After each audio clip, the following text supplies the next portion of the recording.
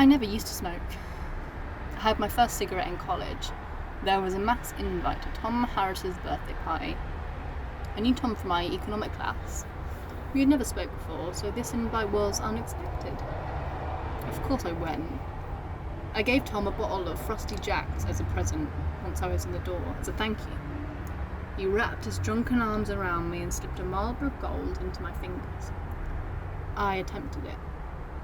I still remember that instant burning sensation. I hated it. My lungs trembled as I rang my mother. The car journey was filled with sobbing sorries over and over again. She replied, "Just don't tell your father." He confronted me for my drunken state and he smelled the lie on me immediately. He swatted me to my room.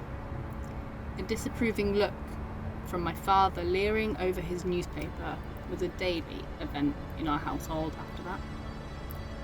He could have shouted at me, given me a slap. Instead, that disapproving look just watched me. Mother tried to sway him onto my side. He would never give. The day he told me to go to hell was the day I swore never smoke again. I won this pact tonight. You know, it's funny how life sends you messages. It's as though someone out there is sending you love notes. Every single pack that I've won has been Marlboro Golds. About a month ago, Leah Swade from work invited me to a social and begged me to join her. This work gathering was a first for me. I never had the time to go out with that bunch. To be honest with you, I only went this one time to get Leah off my back from asking me again. I asked her what cigarettes she was smoking. Marlboro Golds, she said, and it set off alarm bells. I refused and just drank more. A Kettle and Schweppes was my vice, to the point where I couldn't see straight. Leah offered me the rest of her pack of Golds. She threw them at me, so I just accepted them. I didn't feel like myself.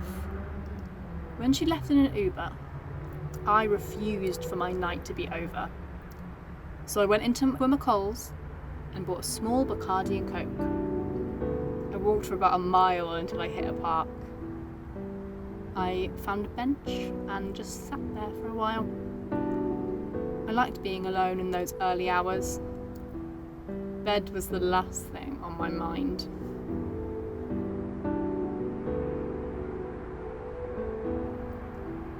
When I discovered the cigarette in the top pocket of my jacket, a lump in my throat formed. I thought of my father, I thought of my mother, and then I thought of Leah. The carefree lifestyle she leads. I wanted the same. There was a lighter in the pack also. Leah had probably put it in there. The burning sensation was numbed by the Bacardi and it felt so freeing. This was new to me. By the time it turned 4 a.m, I was lying down on the bench with my last Gold in the pack. Bottles empty. I heard voices nearby. This was the deciding factor that it was time for bed. My body was too slow for my brain, and I was approached by 3 hoodies, the usual regulars in the curfew pub, chavvy type people. They began gurning in my face. I was too shit-faced to care. I tried to stop walking, and they kicked me down. They snatched the Golds from me, and then I saw red. And their leader went down with one swing. We stood in silence, stunned. I screamed for my smokes back. I had never made a noise like that before. They laughed and turned to aid their leader. I'll tell you that the rush you feel when you lunge at someone is metamorphic. I was someone else. I got the Golds back. As I started the final cigarette, lined with blood, the lingering burning sensation was now replaced with a sedated lull. I was now ready to go home. And here we are. 1 month later.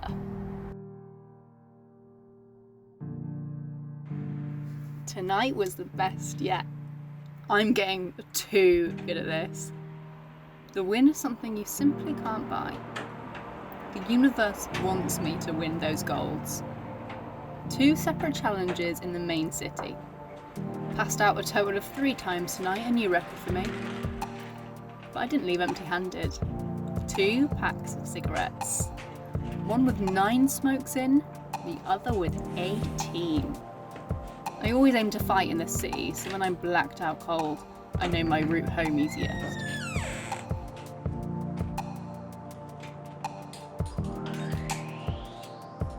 I'm near the curfew, the perfect place to confront. Never gone in, it's not my particular scene. I'm more of a Starbucks coffee in the morning kind of person. I saw some people tonight, waiting outside of the curfew. They got bored after closing times at the pub and left. I think they were waiting for a show, an evening performance. They just need to be a little bit more patient. My typical evening consists of leaving here at about midnight with just my keys and a pocketed jacket on me. I make my way towards the curfew and wait for the regulars to leave, then the closing staff, until no one is around. Then I sit beside the door and wait. I always attempt to finish through 1 pack of smokes before the others arrive. We don't share names. I ask them for their cigarettes, and if they decline, I simply challenge them to fight. In each one, my skills get stronger with every win. I hate having to cover up these. Would an athlete hide their medals? My hands especially. Each cut and bruise on my fingers describes someone else's fate. This scar on my chin was from this evening when I was thrown to the ground face first. I asked them to never damage my face, but they laugh at me and ignore my one request. Low lives. When the cream is set and plasters are applied, I am always fresh-faced and ready for tomorrow. I've always been very fortunate with my skin. Silky smooth from a young age. Getting a bit spotty at the moment, but nothing like a night skin regime can't fix.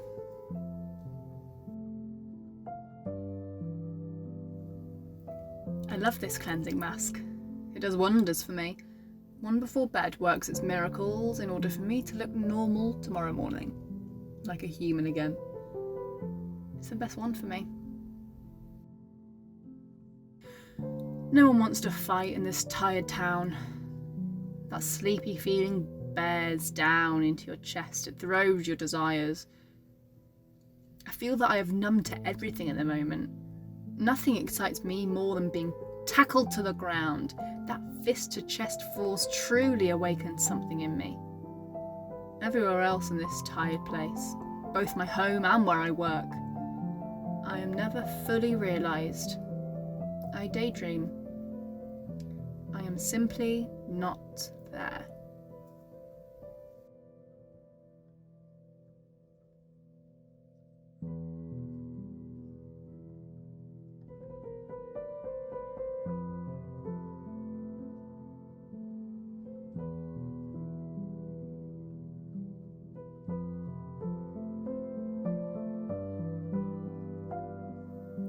I will tell him.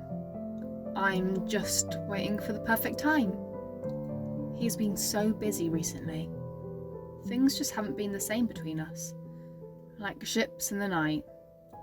These little hours before daybreak is the only moments we share together. Rather sad, really. I still remember when we cut the cake at the reception together. We aimed it wrong and cut off a marzipan decoration. Completely missed. It's been so long since we've seen each other, really. Life got in the way. It was the moment my father's speech began to slur, we ran out of things to talk about. Quitting my job and moving back full-time into my childhood home only left so much room for a new marriage to grow. We tried to go back to that honeymoon phase, but it never gave way. There was never a chance. And now These little hours are the only time I see his face.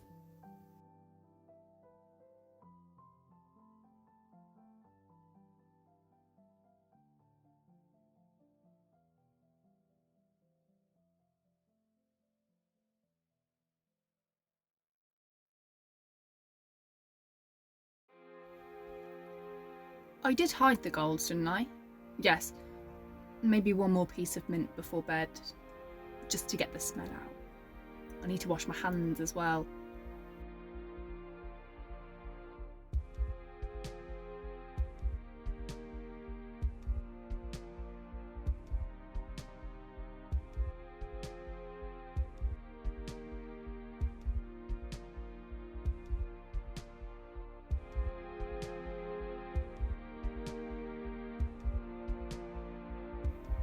He can't know right now. He'll know when I don't get wounds anymore. He'll know when the fights are over.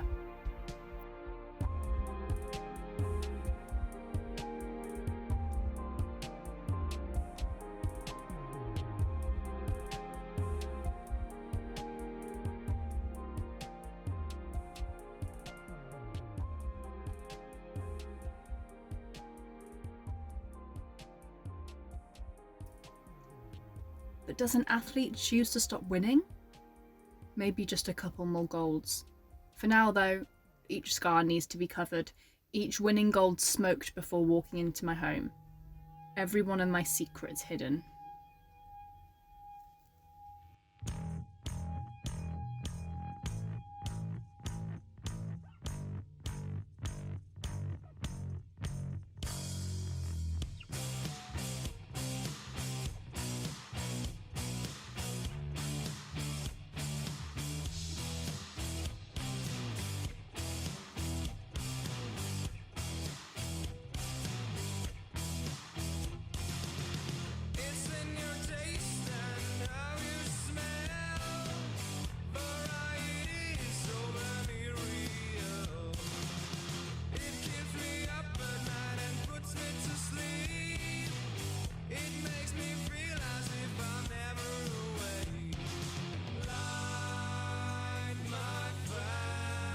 Cigarettes are my only friend now. Don't wanna have anyone else. There couldn't be anyone cooler. At least I can have fun myself. The TV's just ordinary. The radio's what last by line. But cigarettes are so necessary. At least they don't talk to me. It's how you smell when I'm around. The other girls make me feel so aroused. The way you act makes me lyrical. By now I'm flying to America. Cling to me, 'cause cigarettes are my only